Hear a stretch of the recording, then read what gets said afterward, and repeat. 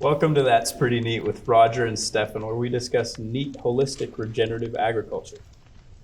Roger, I'm looking down at this grass, and it seems to be green. It seems to be really in there. What's going on here? Well, firstly, am I correct? It's been about 6 weeks since you had any rain.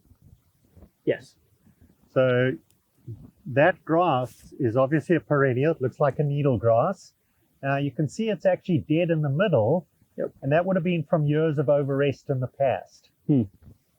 However, now that you've got the herd effect on this hill, now this plant has been reinvigorated. And how is it reinvigorated by?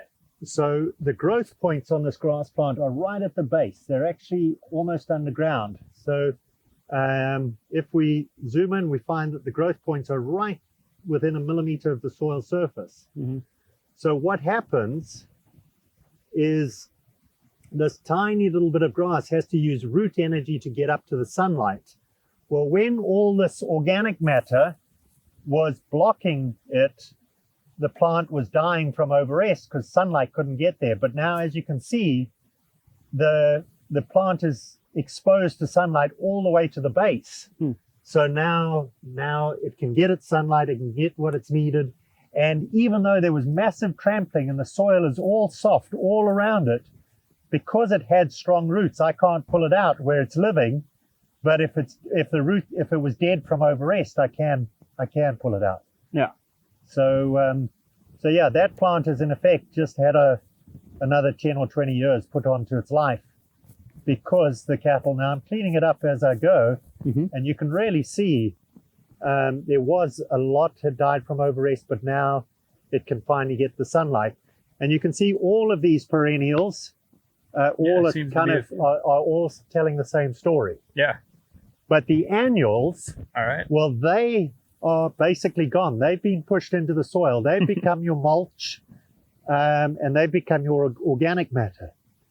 But the perennials are really doing well. And what we generally find is we start with land recovering with annuals, and then with time we find the perennials gradually become more and more. But now we've learned we don't even just want the perennials, we want the perennials and the biodiversity. Yep. So we want the legume perennials, we want the legume annuals, we want the grass perennials, we want the grass annuals, we want the broadleaf perennials and the broadleaf annuals. So you think this method of herd effect is helping invigorate these different perennials? But I can see it's definitely working on this. Oh, absolutely, because we've got this fence line contrast. So here you had a dense herd with herd effect.